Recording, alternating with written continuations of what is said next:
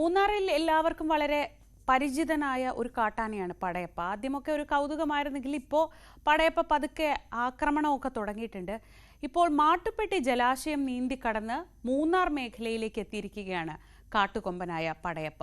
മൂന്നാർ ഗുണ്ടുമല എസ്റ്റേറ്റിൽ നിന്നാണ് പടയപ്പ എത്തിയത്. സോഷ്യൽ മീഡിയയിലും വാർത്തകളിലും ഒക്കെ നിറഞ്ഞു നിൽക്കുന്ന പടയപ്പയെ കാണാനെത്തിയത് നിരവധി സഞ്ചാരികളാണ്.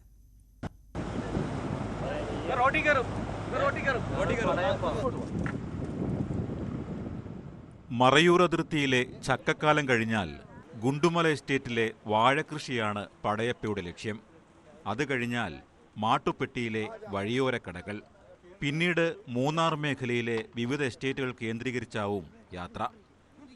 ഇത് തോട്ടം തൊഴിലാളികളുടെ ഉറക്കം കെടുത്തുമെങ്കിലും പടയപ്പ മൂന്നാറുകാർക്ക് പ്രിയങ്കരനാണ്. കൂടാതെ ഇപ്പോൾ മൂന്നാറിലെത്തുന്ന സഞ്ചാരികൾ ഏറ്റവും കൂടുതൽ അന്വേഷണം നടത്തുന്നതും പടയപ്പയെക്കുറിച്ചാണ്. மூணாருக்கு இப்போ மேரேஜ் 1 வீக் தான் ஆகுது. மூணாருக்கு வந்தோம்.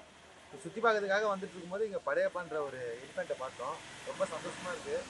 ஃபர்ஸ்ட் டைம் நாங்கள் மூணாருக்கு வரது ஃபர்ஸ்ட் டைம். அங்கே படையப்பா பார்த்தது ரொம்ப சந்தோஷம். കഴിഞ്ഞ ദിവസം മാട്ടുപ്പെട്ടി ജലാശയം നീന്തിക്കടന്ന് മാട്ടുപ്പെട്ടി പുൽമേട്ടിൽ ശാന്തനായി തീറ്റ തേടിയ പടയപ്പ മണിക്കൂറുകളോളം സമീപത്തെ പുൽമേട്ടിൽ നിലയുറപ്പിച്ചു.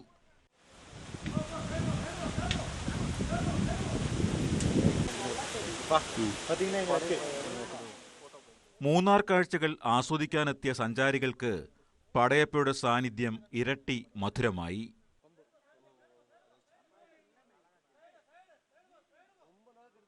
இரவிக்குளம்லாம் போய் பார்த்துட்டு வந்தோம். இப்போ இங்கே வர்ற வழியில் ஒரு எலிஃபெண்ட் பார்த்தோம். அது பேர் வந்து படையப்பான்னு சொன்னாங்க. படையப்பா படம் வந்த நேரத்தில் இந்த இதுக்குள்ளே வந்திருக்கு மூணாருக்குள்ளே. அதனால் அது பேரை வந்து படையப்பான்னு வச்சுருக்காங்க. ரொம்ப நல்லா இருக்குது. ரொம்ப கிளைமேட்டும் என்ஜாயபுளாக இருக்குது. படையப்பா யானை பார்த்துட்டு இருக்கிறோம். நாங்கள் வந்ததுனால அது வந்ததா தெரியல, அது வந்ததுனால நாங்கள் வந்திருக்கிறோமோ தெரியல. நல்லா என்ஜாய் பண்ணுறோம். சூப்பர். கொடைக்கானல் இதை விட நாங்கள் ரொம்ப என்ஜாய் பண்ணுறோம் sir. Prince James, news 18, Idukki. മൂന്നാറിൽ ഇറങ്ങിയ പുലിക്കായി നിരീക്ഷണം ശക്തമാക്കിയിരിക്കുകയാണ് വനംവകുപ്പ്. പഴയ മൂന്നാറിൽ പുലിയുടെ സാന്നിധ്യം സ്ഥിരീകരിച്ചതിന് പിന്നാലെയാണ് വനംവകുപ്പിന്റെ നടപടി. പുലിയെ കണ്ടെത്താൻ അടുത്ത ദിവസങ്ങളിൽ ക്യാമറ ട്രാപ്പും സ്ഥാപിക്കും. ദിവസങ്ങൾക്ക് മുൻപാണ് പഴയ മൂന്നാർ KDHP ക്ലബ്ബ് ഭാഗത്ത് പുലിയുടെ സാന്നിധ്യം തിരിച്ചറിഞ്ഞത്. നാട്ടുകാർ 2 തവണ പുലിയെ നേരിൽ കണ്ടു. വനംവകുപ്പ് ഉദ്യോഗസ്ഥരുടെ പരിശോധനയിൽ പുലിയുടെ കാൽപ്പാടുകൾ സ്ഥിരീകരിച്ചു. മൂന്നാർ RRT, പെട്ടിമുടി RRT എന്നിവയുടെ സംയുക്ത പരിശോധനയും നടക്കുന്നുണ്ട്.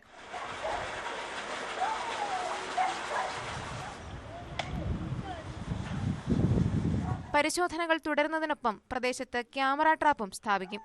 രാത്രികാല പരിശോധനയും തുടരും. നിരീക്ഷണം കൃത്യമായിട്ട് നടക്കുന്നുണ്ട്. പിന്നെ പൊതുവെ ഇപ്പം കാറ്റിൽ ലിഫ്റ്റിങ്ങിന്റെ റേറ്റ് കുറഞ്ഞു വരികയാണ്. കഴിഞ്ഞ ഒരു 3-4 മാസം മുമ്പൊക്കെ 4-5 കാറ്റ് ലിഫ്റ്റിംഗ് ഒരു മാസം ഉണ്ടായിരുന്നു. ഇപ്പം 1-2 ഒക്കെ ആയിട്ട് കുറഞ്ഞ ചില മാസങ്ങളിൽ ഒന്നുപോലും ഇല്ലാത്തൊരവസ്ഥയുണ്ട്. അപ്പം കടുവയൊക്കെ വേറെ ഏതെങ്കിലും സ്ഥലത്തേക്ക് ഉണ്ടായിരുന്നൊക്കെ മൈഗ്രേറ്റ് ചെയ്തിട്ടുണ്ടാവും. അത് ഫ്രിഞ്ച് ഏരിയയിൽ മാത്രമാണ് ഈ പ്രശ്നമുള്ളത്. ഈ പ്രൊട്ടക്റ്റഡ് ഏരിയയുടെ ചേർന്ന് വരുന്ന ഈ തോട്ടമേഖലയിലാണ് കടുവയുടെ പ്രശ്നമുള്ളത്. മാട്ടുപ്പെട്ടിക്ക് സമീപം കടുവയെ കണ്ടെത്തിയ സാഹചര്യത്തിൽ ഇവിടെയും തിരച്ചിൽ ഊർജിതമാക്കിയിട്ടുണ്ട്. മേഖലയിൽ 3 കടുവകളുണ്ടെന്നാണ് നിഗമനം. അതേസമയം കടുവയുടെ ആക്രമണത്തിൽ പശുക്കളെ നഷ്ടമായ കർഷകർക്ക് നഷ്ടപരിഹാരമടക്കം നൽകുന്നത് വനംവകുപ്പ് വേഗത്തിലാക്കിയിട്ടുണ്ട്. നാമമാത്രമായ നഷ്ടപരിഹാര തുക മാത്രമാണ് ഇനി വിതരണം നടത്താൻ ബാക്കിയുള്ളതെന്നും വനംവകുപ്പ് പറയുന്നു. ന്യൂസ് 18 മൂന്നാർ. വന്യമൃഗങ്ങൾക്ക് വനത്തിനുള്ളിൽ ഭക്ഷ്യസുരക്ഷ ഉറപ്പാക്കുന്ന വിത്തൂട്ട് പദ്ധതി കോതമംഗലത്ത് തുടങ്ങി. വനം മഹോത്സവ വാരാഘോഷത്തിന്റെ സമാപന ചടങ്ങും ഇഞ്ചത്തൊട്ടി ഫോറസ്റ്റ് സ്റ്റേഷനിൽ സംഘടിപ്പിച്ചു. മനുഷ്യ വന്യജീവി സംഘർഷം ലഘൂകരിക്കുന്നത് ലക്ഷ്യമിട്ട് വനംവകുപ്പ് നടത്തുന്ന മിഷൻ ഫുഡ് ഫോഡർ വാട്ടറിന്റെ ഭാഗമായാണ് വിത്തൂട്ട് പദ്ധതി നടപ്പാക്കുന്നത്. ആഞ്ഞിലി, ഞാവൽ, പന മുതലായ ഫലവൃക്ഷങ്ങളുടെ വിത്തുകൾ ശേഖരിച്ച് മണ്ണും ജൈവവളവും ചേർന്ന മിശ്രിതത്തിൽ വിത്തുകളുണ്ടാക്കി വനത്തിലെ തുറസായ പ്രദേശത്ത് നിക്ഷേപിക്കുകയാണ് ചെയ്യുന്നത്.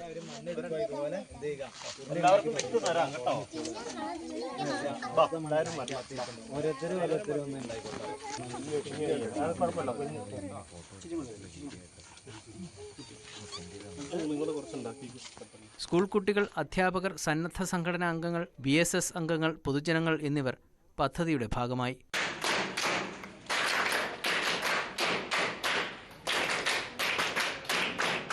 കുട്ടമ്പുഴ ഗ്രാമപഞ്ചായത്ത് വൈസ് പ്രസിഡന്റ് സൽമ പരീത് അധ്യക്ഷത വഹിച്ച ചടങ്ങിൽ Neriyamangalam range forest officer Shahanas KF സംസാരിച്ചു. MLA ആന്റണി ജോൺ വിത്തൂട്ട് പദ്ധതി ഉദ്ഘാടനം ചെയ്തു. ന്യൂസ് 18 കൂത്തമംഗലം. തിരുവനന്തപുരം കരവാരം ഗ്രാമപഞ്ചായത്തിൽ കോടികൾ ചെലവിട്ട് നിർമ്മിച്ച നീന്തൽക്കുളം സംരക്ഷണമില്ലാതെ നശിക്കുന്നു. പഞ്ചായത്തിന് പ്രതിവർഷം ലക്ഷങ്ങൾ വരുമാനമുണ്ടായിരുന്ന സ്വിമ്മിംഗ് പൂളിനെയാണ് അധികൃതർ ഇപ്പോൾ അവഗണിക്കുന്നത്. 2014 കരവാരം ഗ്രാമപഞ്ചായത്തിൽ LDF ഭരണസമിതി അധികാരത്തിലിരിക്കെ ദേശീയപാതയ്ക്ക് സമീപത്തായി നിർമ്മിച്ച നീന്തൽക്കുളമാണിത്. സംസ്ഥാനത്തെ തദ്ദേശ സ്വയംഭരണയിടങ്ങളിൽ ആദ്യമായി അന്താരാഷ്ട്ര നിലവാരത്തിൽ നിർമ്മിക്കപ്പെട്ട നീന്തൽക്കുളവും ഇതാണ്. മാത്രമല്ല, വൈദ്യുതിക്കായി സോളാർ സിസ്റ്റം ഉൾപ്പെടെയുള്ള സംവിധാനങ്ങളും ഇവിടെ സജ്ജീകരിച്ചിരുന്നു. അവധിക്കാലങ്ങളിൽ കുട്ടികൾ ഉൾപ്പെടെ നിരവധി പേർ ഇവിടെ നീന്തൽ പരിശീലനം നടത്തിവന്നിരുന്നു. 1 കോടി രൂപ ചെലവിട്ട് നിർമ്മിച്ച നീന്തൽക്കുളം പഞ്ചായത്തിന് പ്രതിവർഷം 3 ലക്ഷത്തിലേറെ തുക വരുമാനമുണ്ടാക്കിയിരുന്നു. കോവിഡ് കാലത്ത് കുളം അടച്ചിട്ടെങ്കിലും പിന്നീട് പഴയതുപോലെ പ്രവർത്തനം ആരംഭിച്ചു. 2020 ശേഷം യഥാസമയം അറ്റകുറ്റപ്പണികൾ നടന്നില്ല. കുളത്തിന്റെ പരിസരമാകെ കാട് കയറുകയും ടൈലുകൾ പലയിടത്തും പൊട്ടിപ്പൊളിയുകയും ചെയ്തു. വെള്ളം കൃത്യമായി ശുദ്ധീകരിക്കാത്തതിനാൽ കുളത്തിന്റെ അടിത്തട്ടിൽ പായൽ നിറഞ്ഞു. നീന്തൽ കുളത്തോട് ചേർന്നുള്ള വലിയ കുളവും മാലിന്യം നിറഞ്ഞ ദുർഗന്ധം വമിക്കുന്ന അവസ്ഥയിലായി. കൂടാതെ നീന്തൽ കുളത്തിലുണ്ടായിരുന്ന പരിശീലകനെയും പഞ്ചായത്ത് പിരിച്ചുവിട്ടു. 4 വർഷക്കാലത്തോളം അടച്ചിട്ടിരുന്ന നീന്തൽക്കുളം ഇന്നേതാണ്ട് പൂർണ്ണമായി നശിച്ചു കഴിഞ്ഞു. പിന്നീട് നീന്തൽക്കുളം നവീകരണത്തിനായി ഫണ്ട് അനുവദിച്ചെങ്കിലും തുടർ നടപടികൾ ഉണ്ടായില്ല. സമീപ പഞ്ചായത്തുകളിലുള്ളവർ പോലും ആശ്രയിച്ചിരുന്ന നീന്തൽക്കുളത്തെ സംരക്ഷിക്കാൻ പഞ്ചായത്ത് തയ്യാറാകണമെന്ന് ജനങ്ങൾ ആവശ്യപ്പെടുന്നു. ന്യൂസ് 18 നെയ്യാറ്റിൻകര. കുളത്തിൽ ചൂണ്ടയിട്ട് തിരുവമ്പാടി MLA ലിൻഡോ ജോസഫ്. മലബാർ റിവർ ഫെസ്റ്റിവലിന്റെ ഭാഗമായി നടത്തിയ മത്സരത്തിലാണ് MLAയും ഒരു കൈ നോക്കിയത്. കുറെ നേരം മീനുകൾക്ക് തീറ്റയിട്ട് കൊടുത്തു എന്നല്ലാതെ MLAയ്ക്ക് മീൻ കിട്ടിയില്ല. മത്സരാർത്ഥികളെയും കാഴ്ചക്കാരെയും സാക്ഷി നിർത്തി അവസാനം ഒരു മീൻ കിട്ടി. പക്ഷേ മത്സരത്തിന്റെ നിയമാവലി കാരണം അതിനെ കുളത്തിലേക്ക് തിരിച്ചിടേണ്ടി വന്നു. ചൂണ്ടയിലാകുന്ന മീനിന് 75 ഗ്രാമെങ്കിലും വേണമെന്നതാണ് മത്സരത്തിന്റെ നിയമാവലിയിൽ പറയുന്നത്.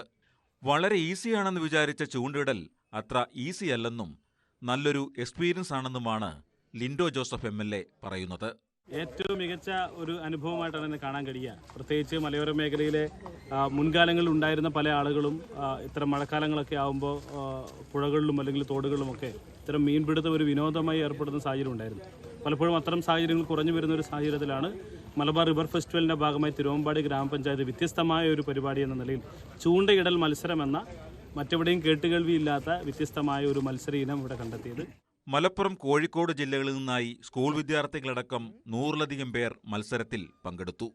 ഞങ്ങൾ ഉപ്പമാരെ കൂടെ ഈ പുഴയിലും കടലിലും ഒക്കെ പിടിക്കുന്ന നമ്മളെ മാമ്മമാരെ കണ്ട് പഠിച്ചപ്പോൾ ഞങ്ങൾക്ക് ഒരു ഇൻട്രസ്റ്റ് വന്നപ്പോൾ നമ്മളെ വീടിൻ്റെ അടുത്ത് തോടൊക്കെ ഉണ്ട്. അപ്പോൾ ഞങ്ങൾ അവിടെ പോയി പിടിക്കലുണ്ട്.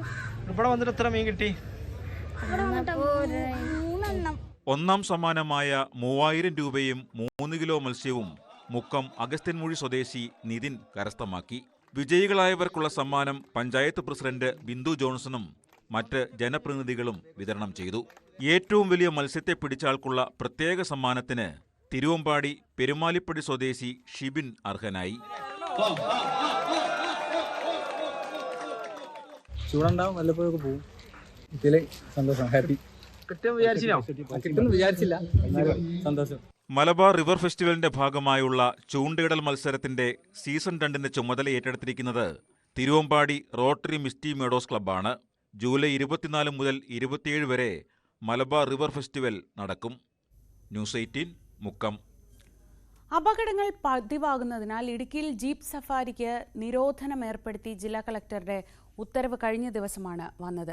പക്ഷേ മുന്നറിയിപ്പില്ലാതെ ഇങ്ങനെ സർവീസ് നിർത്തിയത് വിനോദസഞ്ചാരികൾക്കായി ഇത്തരം സഫാരികൾ നടത്തുന്നവരെ തീർത്തും പ്രതിസന്ധിയിലാക്കി. യാത്രക്കാരുടെ സുരക്ഷ ഉറപ്പാക്കിയ ശേഷം പിന്നീട് അനുമതി നൽകുമെന്നാണ് വിശദീകരണം. ദിവസങ്ങൾക്ക് മുമ്പ് വിനോദസഞ്ചാരികളുമായി പോയ ജീപ്പ് മറിഞ്ഞ് ഒരാൾ മരിച്ചിരുന്നു. ഇത്തരത്തിൽ അപകടങ്ങൾ പതിവാകുന്ന സാഹചര്യത്തിൽ യാത്രകൾ ഏകീകരിക്കുന്നതിനായാണ് നിരോധനം ഏർപ്പെടുത്തിയത്. മൂന്നാർ, തേക്കടി, വാഗമൺ, രാമക്കൽമേട്, മറയൂർ, ചതുരംഗപ്പാറ തുടങ്ങിയ വിവിധ മേഖലകളിൽ വിനോദസഞ്ചാരികൾക്കായി ജീപ്പ് സഫാരികൾ നടത്തുന്നുണ്ട്. മുന്നറിയിപ്പില്ലാതെ പെട്ടെന്ന് ഏർപ്പെടുത്തിയ നിരോധനം ജീപ്പ് സഫാരിക്കാരെ പ്രതിസന്ധിയിലാക്കി. പെട്ടെന്ന് ഈ ഒരു കളക്ടറിന്റെ പ്രഖ്യാപനം ഞങ്ങളെ ജീവിതത്തെ ഭയങ്കരമായിട്ട് ബാധിച്ചിരിക്കുകയാണ്. അതിനെന്തെങ്കിലും ഒരു തീരുമാനം, നല്ലൊരു തീരുമാനം, ഉചിതമായ തീരുമാനത്തിലേക്ക് എത്തിക്കണമെന്ന് പ്രത്യേകമായിട്ട് ഓർമ്മിപ്പിച്ചു നിർത്തുന്നു. വിവിധ മേഖലകളിൽ സബ് കളക്ടറുടെ മേൽനോട്ടത്തിൽ പരിശോധനകൾ നടത്തി സർവീസ് നടത്തുന്ന റൂട്ട്, വാഹനങ്ങളുടെ ഫിറ്റ്നസ്, ഇൻഷുറൻസ്, ദുർഘട മേഖലകളിൽ വാഹനം ഓടിക്കുന്നതിന് ഡ്രൈവർമാർക്കുള്ള പരിചയസമ്പത്ത് എന്നിവ വിലയിരുത്തിയ ശേഷം പിന്നീട് അനുമതി നൽകുമെന്നാണ് വിശദീകരണം. അതേസമയം മൂന്നാർ കൊളുക്കുമലയിലേക്ക് സർവീസ് നടത്തുന്ന 238 ജീപ്പുകൾക്ക് നിരോധനം ബാധകമല്ലെന്നാണ് സൂചന. 3 മാസത്തിലൊരിക്കൽ ഇവിടെ മോട്ടോർ വാഹന വകുപ്പ് സുരക്ഷാ പരിശോധനകൾ നടത്തുന്നുണ്ട്. വാഹനത്തിൻ്റെ സാങ്കേതിക ഘടകങ്ങളുടെ പരിശോധനകളും അതുപോലെ തന്നെ ഡ്രൈവേഴ്സിൻ്റെ യോഗ്യതാ പരിശോധനയുമാണ് പ്രധാനമായിട്ടും നടന്നിട്ടുള്ളത്. അതിൽ പോലീസ് ക്ലിയറൻസ് സർട്ടിഫിക്കറ്റുള്ള ഡ്രൈവേഴ്സും മതിയായ എക്സ്പീരിയൻസ് ഉള്ളവരെയും മാത്രമാണ് അനുവദിക്കപ്പെട്ടിട്ടുള്ളത്. ജില്ലയിൽ മറ്റാവശ്യങ്ങൾക്കായി നടത്തുന്ന ജീപ്പ് സർവീസുകളെ ഇത് എത്തരത്തിൽ ബാധിക്കുമെന്ന് ഉത്തരവിൽ വ്യക്തതയില്ല. ദുർഘട മേഖലകളിലേക്കുള്ള ചരക്ക് നീക്കവും വിദൂര മേഖലകളിൽ നിന്ന് ആശുപത്രി ആവശ്യങ്ങൾക്കുൾപ്പെടെയുള്ള യാത്രയ്ക്കുമൊക്കെ ജീപ്പുകളുടെ സേവനമാണ് ജില്ലയിൽ പ്രയോജനപ്പെടുത്തുന്നത്. ടൂറിസം മേഖലയിൽ മാത്രമാണോ നിർത്തലാക്കിയിരിക്കുന്നത്, അതോ പല മേഖലകളിലേക്കും ചരക്കുകളൊക്കെ എത്തിക്കുന്നത് ഇതുപോലെയുള്ള ജീപ്പ് മാർഗമാണ്? അതൊക്കെ നിർത്തലാക്കിയിട്ടുണ്ടോ എന്ന് ആ ഓർഡറിൽ ഒരു വ്യക്തത വരുത്തേണ്ടതുണ്ട്. അതുപോലെ തന്നെ ജില്ലയിലെ ഭൂപ്രകൃതി അനുസരിച്ച് പല പ്രദേശങ്ങളിലും കാറൊന്നും കടന്നു ചെല്ലുവാൻ സാധിക്കാത്ത ഒരുപാട് മേഖലകളുണ്ട്. അവിടേക്കൊക്കെ കടന്നു ചെല്ലുന്നത് 4 വീലുള്ള ഇതുപോലെയുള്ള ജീപ്പുകളാണ്. അപ്പം അതെല്ലാം നിർത്തലാക്കിയിട്ടുണ്ടോ എന്ന് കൃത്യമായി ഒരു വ്യക്തത വരുത്തണം. പെട്ടെന്നുള്ള നിരോധനം ആയിരക്കണക്കിന് ആളുകളുടെ ഉപജീവന മാർഗത്തെ സ്വാധീനിക്കുമെന്നിരിക്കെ മുന്നറിയിപ്പില്ലാതെ ഏർപ്പെടുത്തിയ നിരോധനത്തിൽ വൻ പ്രതിഷേധമാണ് ഉയരുന്നത്. ന്യൂസ് 18 ഇടുക്കി. ഇടുക്കിയിൽ ജീപ്പ് സഫാരിക്ക് ഏർപ്പെടുത്തിയ നിരോധനത്തിൽ പ്രതിഷേധം വ്യാപകമാവുകയാണ്. പലയിടത്തും പ്രതിഷേധ പ്രകടനമൊക്കെ നടന്നു.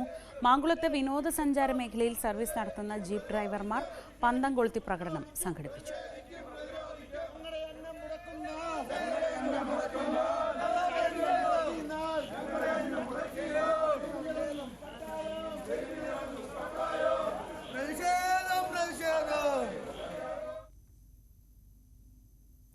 ഒരപകടം അല്ലെങ്കിൽ ദുരന്തം ഉണ്ടായിക്കഴിഞ്ഞ് പെട്ടെന്ന് എന്ത് ചെയ്യുമെന്ന് ചോദിച്ചാൽ വലിയ പാടായിരിക്കും. അപ്പോൾ മുൻകൂട്ടി തയ്യാറെടുക്കുക എന്നതാണ് അതിനുള്ള പ്രതിവിധി. കാസർഗോഡ് വലിയപറമ്പ് ഗ്രാമപഞ്ചായത്തിലെ ദുരന്ത നിവാരണ സേനാംഗങ്ങൾക്ക് ദേശീയ ദുരന്ത പ്രതികരണ സേന നേരിട്ട് പരിശീലനം നൽകി. പഞ്ചായത്തിലെ 50ഓളം ദുരന്ത നിവാരണ സേനാംഗങ്ങൾക്കും NSS വിദ്യാർത്ഥികൾക്കുമാണ് പരിശീലനം നൽകിയത്. കാസർഗോഡ് ക്യാമ്പ് ചെയ്യുന്ന തമിഴ്നാട് ആറക്കോണം ആസ്ഥാനമായുള്ള NDRF 4ാം ബറ്റാലിയൻ സേനാംഗങ്ങളാണ് ദുരന്ത നിവാരണ സേനാംഗങ്ങൾക്ക് പ്രാഥമിക പരിശീലനം നൽകിയത്. കേരളം, ലക്ഷദ്വീപ് ഉൾപ്പെടെയുള്ള പ്രദേശങ്ങളുടെ ചുമതല വഹിക്കുന്ന 4ാം ബറ്റാലിയൻ സാമൂഹ്യ ബോധവൽക്കരണ പരിപാടിയുടെ ഭാഗമായി വലിയപറമ്പ് ഗ്രാമപഞ്ചായത്ത് സന്ദർശിക്കുകയായിരുന്നു. അടിയന്തര ഘട്ടത്തിൽ ദുരന്ത നിവാരണം, രക്ഷാപ്രവർത്തനം, പ്രഥമ ശുശ്രൂഷ തുടങ്ങിയ പ്രവർത്തനങ്ങൾക്കായി സ്വയം സന്നദ്ധരായി എത്തിയ 50ഓളം ദുരന്ത നിവാരണ സേനാംഗങ്ങളാണ് പഞ്ചായത്തിനുള്ളത്. പടിഞ്ഞാറ് അറബിക്കടലും കിഴക്ക് കൗവായി കായലും അതിരിടുന്ന ഏറ്റവും വീതി കുറഞ്ഞ ഒരു പ്രദേശം എന്നുള്ള രീതിയിലേക്ക് ദുരന്ത സാധ്യത ഏറെയുള്ള ഒരു പ്രദേശത്ത് സുനാമി ആഞ്ഞടിച്ചപ്പോൾ തൊട്ടാണ് നമ്മുടെ പോലുള്ള പല തീരദേശ ജനതയും ഇത്തരം ഒരു വലിയ രീതിയിൽ കടൽ പ്രക്ഷുബ്ധമായി വരുമ്പോൾ നമ്മൾ എന്ത് ചെയ്യുമെന്ന നിസ്സഹായ അവസ്ഥയിൽ നിൽക്കുന്ന നമ്മുടെ തീരദേശ ജനതയ്ക്കാണ് നമ്മൾ കഴിഞ്ഞ 3 വർഷക്കാലമായി മികച്ച രീതിയിലുള്ള tsunami ready programme mock drill സംഘടിപ്പിച്ചത്. പഞ്ചായത്ത് ഏറ്റെടുത്ത് നടത്തിയ കണ്ടാലോരം പദ്ധതി ഉൾപ്പെടെയുള്ള വിവിധ പദ്ധതികളും ദുരന്ത സാധ്യത പ്രദേശങ്ങളും NDRF സംഘം സന്ദർശിച്ചു.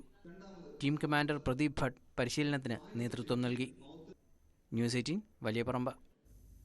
മലപ്പുറം കുറ്റിപ്പുറത്ത് റെയിൽവേ മേൽപ്പാലത്തിൽ കോമ്പോസിറ്റ് ഗർഡർ സ്ഥാപിക്കുന്ന സ്ഥലം സന്ദർശിച്ച് മെട്രോമാൻ E. ശ്രീധരൻ.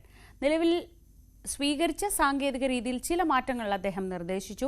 ഗർഡർ സ്ഥാപിക്കുന്നതിന് പകൽ സമയം ഉപയോഗപ്പെടുത്താനും E. ശ്രീധരൻ കരാർ കമ്പനി പ്രതിനിധികളോട് ആവശ്യപ്പെട്ടു. 6-വരിപ്പാതയുടെ ഭാഗമായി നിർമ്മിക്കുന്ന പുതിയ റെയിൽവേ മേൽപ്പാലത്തിൽ കോമ്പോസിറ്റ് ഗർഡർ രാത്രി സ്ഥാപിക്കാനുള്ള ശ്രമം പരാജയപ്പെട്ടിരുന്നു. തുടർന്ന് റെയിൽവേ പാലക്കാട് ഡിവിഷനിലെ ഉയർന്ന ഉദ്യോഗസ്ഥർ E. ശ്രീധരനുമായി വിഷയം ചർച്ച ചെയ്തു. പിന്നീട് കരാർ കമ്പനിയായ KNRLCയുടെ ഉദ്യോഗസ്ഥർ ശ്രീധരനെ പദ്ധതി പ്രദേശത്തേക്ക് കൊണ്ടുവരികയായിരുന്നു. രാത്രി ഗർഡർ റെയിൽപാതയ്ക്ക് കുറുകെ ഹൈഡ്രോളിക് ജാക്കികൾ ഉപയോഗിച്ച് നീക്കുന്നതിനിടയിൽ ഹൈഡ്രോളിക് ജാക്കികളിൽ ഘടിപ്പിച്ച റോപ്പിന്റെ പിൻഭാഗത്തെ 2 സപ്പോർട്ടിംഗ് പ്ലേറ്റുകൾക്ക് തകരാർ സംഭവിച്ചു. ഇതോടെ ഗർഡർ സ്ഥാപിക്കുന്ന ജോലികൾ തടസ്സപ്പെടുകയായിരുന്നു. 10 മീറ്ററോളം മാത്രമാണ് ഗർഡർ മുന്നോട്ട് നീക്കാൻ കഴിഞ്ഞത്. 2ാം തവണയാണ് ഗർഡർ സ്ഥാപിക്കാനുള്ള ശ്രമം പരാജയപ്പെടുന്നത്. നിലവിൽ ഗർഡർ സ്ഥാപിക്കാൻ സ്വീകരിച്ച സാങ്കേതിക രീതികളും അതിനുപയോഗിച്ച സംവിധാനങ്ങളും കരാർ കമ്പനിയുടെ സാങ്കേതിക വിഭാഗം ഉദ്യോഗസ്ഥർ ശ്രീധരനോട് വിവരിച്ചു. ഗർഡർ സ്ഥാപിക്കാനുള്ള ശ്രമം തടസ്സപ്പെട്ട സാഹചര്യത്തിൽ നിലവിൽ സ്വീകരിച്ച സാങ്കേതിക രീതിയിൽ ചില മാറ്റങ്ങൾ ഇ ശ്രീധരൻ നിർദ്ദേശിച്ചു. ഗർഡർ സ്ഥാപിക്കുന്നതിന് പകൽ സമയം ഉപയോഗപ്പെടുത്താനും 24 മണിക്കൂർ സമയം റെയിൽവേയിൽ നിന്ന് അനുവദിച്ചു കിട്ടാനുമുള്ള നീക്കങ്ങൾ നടത്താനും കരാർ കമ്പനി പ്രതിനിധികളോട് ഇ ശ്രീധരൻ പറഞ്ഞു. സാങ്കേതിക വിഷയങ്ങൾ പരിഹരിച്ചാൽ ഉടൻ തന്നെ ഗർഡർ സ്ഥാപിക്കാനുള്ള സമയം റെയിൽവേ അനുവദിക്കും. ഗർഡർ സ്ഥാപിക്കുന്നതിന് പകൽ സമയം അനുവദിക്കുന്നത് സംബന്ധിച്ചും കൂടുതൽ സമയം അനുവദിക്കുന്നത് സംബന്ധിച്ചുമുള്ള ഇ ശ്രീധരന്റെ നിർദ്ദേശങ്ങൾ റെയിൽവേ അംഗീകരിച്ചേക്കും. ന്യൂസ് 18 തിരൂർ. ആലപ്പുഴ കായംകുളത്തെ അടിപ്പാത നിർമ്മാണം പ്രായോഗികമല്ലെന്ന ദേശീയപാത അതോറിറ്റിയുടെ നിലപാടിനെ തുടർന്ന് പ്രതിസന്ധിയിലായിരിക്കുകയാണ് നാട്ടുകാർ. കായംകുളത്ത് നിന്ന് പുതുപ്പള്ളി, കണ്ടല്ലൂർ തെക്ക് തീരദേശ ഭാഗങ്ങളിലേക്ക് പോകാൻ 2.5 കിലോമീറ്ററിലധികം യാത്ര ചെയ്യേണ്ടി വരും. നിലവിൽ യാത്രക്കാർക്ക് നേരിട്ട് കമലാലയം ജംഗ്ഷനിൽ നിന്ന് പുതിയിടം ഭാഗത്തേക്ക് യാത്ര ചെയ്യാമായിരുന്നു. ഇവിടെ 1.5 മീറ്ററോളം ഉയരത്തിൽ ഇപ്പോൾ കോൺക്രീറ്റ് ഭിത്തി നിർമ്മിക്കുന്നുണ്ട്. പട്ടണത്തിലേക്ക് പ്രവേശിക്കാൻ അധിക യാത്രയില്ലാതെ അടിപ്പാത ഉപയോഗിക്കാമെങ്കിലും തിരിച്ച് പുതുപ്പള്ളിയിലേക്കുള്ള യാത്രയ്ക്ക് കിലോമീറ്ററുകൾ ചുറ്റിക്കറങ്ങേണ്ട സ്ഥിതിയാണ്. പേട്ട ആനേറ റോഡിന് അനുബന്ധമായുള്ള ഓട നിർമ്മാണത്തിനെതിരെ വെൺപാലവട്ടത്ത് പ്രതിഷേധം. അശാസ്ത്രീയമായ ഓട നിർമ്മാണം നിർത്തിവെക്കണമെന്നാവശ്യപ്പെട്ട് ഇവിടെ റെസിഡൻസ് അസോസിയേഷന്റെ നേതൃത്വത്തിൽ പ്രതിഷേധ സംഗമവും മനുഷ്യച്ചങ്ങലയും സംഘടിപ്പിച്ചു. പേട്ട ആനേറ റോഡ് വീതി കൂട്ടുന്നതിന്റെ ഭാഗമായി നിർമ്മിക്കുന്ന ഓട ശിവാനന്ദൻ ബംഗ്ലാവിൽ റോഡ് ഓടയുമായി ബന്ധിപ്പിക്കുന്നതിനെതിരെയാണ് വലിയ പ്രതിഷേധമുയരുന്നത്. അശാസ്ത്രീയമായി നടക്കുന്ന ഓട നിർമ്മാണം വെൺപാലവട്ടം നിവാസികളെ വെള്ളക്കെട്ടിലാക്കുമെന്ന ആശങ്കയാണ് നാട്ടുകാർ പങ്കുവയ്ക്കുന്നത്. പേട്ട വെൺപാലവട്ടം റോഡ് വീതി കൂട്ടുന്നതിന്റെ ഭാഗമായി റോഡ് ഉയർത്തിയപ്പോൾ വെൺപാലവട്ടം മുതൽ ഊളംകുഴി വരെയുള്ള ഭാഗം 1.5 കിലോമീറ്റർ ഭാഗത്തു നിന്നും സ്ലോപ്പ് ക്രമീകരിച്ചു. അത്രയും ഭാഗത്തു നിന്നുള്ള വെള്ളം ഓട വഴി ശിവാനന്ദൻ റോഡ് ഭാഗത്തേക്ക് കൊണ്ടുവരുന്ന രീതിയിലാണ് നിർമ്മാണം. എന്നാൽ ഇവിടെ നിന്നും ബൈപ്പാസിലുള്ള ഓടയിലേക്കോ മറ്റു സ്വീവേജ് പ്ലാന്റിലേക്കോ കണക്ടിവിറ്റി നൽകാതെ അശാസ്ത്രീയമായാണ് പദ്ധതി നടപ്പാക്കുന്നത്. ഞങ്ങളുടെ ദുരിതത്തിന് വീണ്ടും ആക്കം വർദ്ധിപ്പിക്കാനായിട്ട് വെൺപാലവട്ടം ജംഗ്ഷൻ മുതൽ ഊളംകുഴി വരെയുള്ള സ്ഥലത്തെ വെള്ളം ഒരുമിച്ച് സമാഹരിച്ച് മാൻഹോള് കളക്ട് ചെയ്ത് അത് ഈ റെസിഡൻസ് അസോസിയേഷൻ ഏരിയയിലോട്ട് കടത്തിവിടാനും അത് അവിടെ നിന്ന് ഫർദർ എങ്ങനെ അതിൻ്റെ അടുത്ത ജലനിർഗമന മാർഗം എന്താണെന്ന് കാണാതെ യാതൊരു വിധമായിട്ട് ഉള്ള ഒരു ആലോചനയും കൂടാതെ വളരെ ബ്ലൈൻഡായിട്ട് വളരെ അന്ധമായിട്ട് ഈ വെള്ളം ഒഴുക്കിവിട്ട് അവിടുത്തെ നിവാസികളെ കഷ്ടപ്പെടുത്താനുള്ള ഒരു ക്രൂരമായ നീക്കമാണ് യഥാർത്ഥത്തിൽ ഈ സൂപ്രണ്ടിംഗ് എഞ്ചിനീയറുടെ ഈ ഭാഗത്തുനിന്നുണ്ടായിരിക്കുന്നത്. അധികാരികളെ ആശങ്കയറിയിച്ചിട്ടും നിർമ്മാണവുമായി മുന്നോട്ടു പോകുന്നതാണ് പ്രതിഷേധവുമായി രംഗത്തിറങ്ങാൻ പ്രദേശവാസികളെ പ്രേരിപ്പിച്ചത്. നിലവിൽ ഒറ്റ മഴയിൽ തന്നെ വെള്ളക്കെട്ട് രൂപപ്പെടുന്ന താഴ്ന്ന പ്രദേശത്ത് അശാസ്ത്രീയമായി നിർമ്മിക്കുന്ന ഓട ജനജീവിതം ദുസ്സഹമാക്കുമെന്ന് പ്രദേശവാസികൾ പറയുന്നു. നേതൃത്വത്തിലുള്ള പ്രതിഷേധ യോഗത്തിൽ ഞാനും പങ്കെടുക്കുകയുണ്ടായി. ഈ ഒരു സംരംഭം അവർ വെച്ച് പിന്മാറുന്നതുവരെ നമ്മുടെ ഈ പ്രതിഷേധം തുടർന്നുകൊണ്ടേയിരിക്കുമെന്ന് ഞാൻ ഉച്ചത്തിൽ പ്രതിജ്ഞ ചെയ്തുകൊള്ളുന്നു. വെൺപാലവട്ടം റെസിഡൻസ് അസോസിയേഷന്റെ നേതൃത്വത്തിൽ നടന്ന പ്രതിഷേധ സംഗമത്തിൽ സ്ത്രീകളും കുട്ടികളും ഉൾപ്പെടെ പ്രദേശവാസികൾ പങ്കെടുത്തു. പ്രതിഷേധക്കാർ മനുഷ്യമതിലും തീർത്തു. പദ്ധതിയിൽ നിന്ന് അധികൃതർ പിന്തിരിയും വരെ പ്രതിഷേധം തുടരാനാണ് പ്രദേശവാസികളുടെ തീരുമാനം. ന്യൂസ് 18 തിരുവനന്തപുരം. രാജ്യത്തെ നടുക്കിയ പെരുമൺ ട്രെയിൻ ദുരന്തത്തിന് ഇന്ന് 37 വർഷം. 1988 ജൂലൈ 8-നാണ് ഒരു നാടിനെ മുഴുവൻ നടുക്കിയ ട്രെയിൻ ദുരന്തമുണ്ടായത്. തിരുവനന്തപുരത്തേക്ക് പോയ ഐലൻഡ് എക്സ്പ്രസിന്റെ 10 ബോഗികൾ അന്ന് പെരുമൺ പാലത്തിൽ നിന്ന് അഷ്ടമുടിക്കായലിലേക്ക് മറിയുകയായിരുന്നു. ആ നടുക്കുന്ന ഓർമ്മയിലാണ് ഇന്നും പെരുമൺ ഗ്രാമം. ബാംഗ്ലൂർ കന്യാകുമാരി ഐലൻഡ് എക്സ്പ്രസിന്റെ എഞ്ചിൻ പെരുമൺ പാലം പിന്നിട്ട് നിമിഷങ്ങൾക്കകം ബോഗികൾ അഷ്ടമുടിക്കായലിലേക്ക് പതിച്ചു. ബംഗളൂരുവിൽ നിന്ന് തിരുവനന്തപുരത്തേക്ക് പോയ ട്രെയിനിന്റെ 10 കോച്ചുകളാണ് കായലിലേക്ക് വീണത്. ദുരന്തത്തിൽ 105 പേർ മരിച്ചു. ഒട്ടേറെ പേർക്ക് പരുക്കേറ്റു. ദുരന്ത കാരണം അന്വേഷിക്കാൻ 2 കമ്മീഷനെ റെയിൽവേ നിയമിച്ചിരുന്നു. ആദ്യ റിപ്പോർട്ടിൽ റെയിൽവേ ഉദ്യോഗസ്ഥരുടെ അനാസ്ഥയാണ് അപകട കാരണമെന്ന് പറഞ്ഞെങ്കിലും പിന്നീട് റെയിൽവേയുടെ മുഖം രക്ഷിക്കാനായി കുറ്റം ചുഴലിക്കാറ്റിൽ ആരോപിക്കുകയായിരുന്നുവെന്നാണ് നാട്ടുകാർ പറയുന്നത്. സർവീസിലുള്ള സമയത്താണ് അപകടം നടക്കുന്നത്. സർവീസ് എന്ന് പറഞ്ഞാൽ ഞാൻ പെരുങ്ങാലത്താണ് ജോലി ചെയ്യുന്നത്. കടത്തോളത്തിലെ ജോലി എനിക്കുള്ളത്. പെരുങ്ങാലത്ത് ജോലി ചെയ്തിട്ട് ഞാൻ ഉച്ചയ്ക്ക് വീട്ടിൽ നിന്ന് 60 വന്ന സമയത്ത് പാലത്തെ റെയിലൊക്കെ ഓരോന്നരോട്ട് ഇളവിട്ടിരിക്കുന്നത് മഴ ചാറിക്കൊണ്ടിരിക്കുക. ഞാൻ അപ്പുറത്ത് വന്നിട്ടും അതിനപ്പുറത്ത് 2 തെങ്ങ് അന്നേ ഉള്ളതാണ് ഈ ചുരുണ്ട് വളരുന്നത്. ആ തെങ്ങ് കണ്ടുകൊണ്ട് അന്നത്തെ കമ്മീഷൻ ചുഴലിക്കാറ്റാന്ന് പറഞ്ഞ് ടൊർണാഡോന്ന് പറഞ്ഞ് എഴുതി വിട്ടതൊക്കെ. അല്ല അതിനകത്ത് അനാസ്ഥ എന്നാണ്. റെയിൽവേക്കാർ അരാസ തന്നെയാണ് ഉണ്ടായത്. നാട്ടുകാരും സന്നദ്ധ സംഘടനകളും ജീവൻ പണയപ്പെടുത്തി നടത്തിയ രക്ഷാപ്രവർത്തനങ്ങളുടെ ഫലമായാണ് പെരുമൺ ദുരന്തത്തിൽപ്പെട്ട ഒട്ടേറെ പേരെ രക്ഷിക്കാൻ കഴിഞ്ഞത്. യഥാർത്ഥ ദുരന്ത കാരണം ഇന്നും അജ്ഞാതമായി തുടരുന്നു. ദുരന്ത സ്മാരകമായി നാട്ടുകാർ പാലത്തിന് സമീപം പെരുമണിലും പേഴുംതുരുത്തിലും ഓരോ സ്തൂപങ്ങൾ സ്ഥാപിച്ചിരുന്നു. പെരുമണിൽ പനയം പഞ്ചായത്തിന്റെ നേതൃത്വത്തിൽ സ്മൃതിമണ്ഡപം സ്ഥാപിച്ചെങ്കിലും പെരുമൺ പേഴുംതുരുത്ത് പാലം നിർമ്മാണവുമായി ബന്ധപ്പെട്ട് പെരുമണിലെ മണ്ഡപം പൊളിച്ചു നീക്കി. ദുരന്തസ്മരണ പുതുക്കാൻ ചുരുക്കം ചില്ലർ എത്തുന്നതൊഴിച്ചാൽ പിന്നെ വാർത്തകളിലെ ഒരു ഓർമ്മപ്പെടുത്തൽ മാത്രമായി പെരുമൺ ട്രെയിൻ ദുരന്തം മാറിക്കഴിഞ്ഞു. ന്യൂസ് 18 കൊട്ടാരക്കര. മറ്റു വാർത്തകളിലേക്ക്, ഈ ദിവസത്തെ പ്രധാനപ്പെട്ട വാർത്തകളിലേക്ക് നമുക്ക് മടങ്ങിയെത്താം ഇടവേളയ്ക്ക് ശേഷം.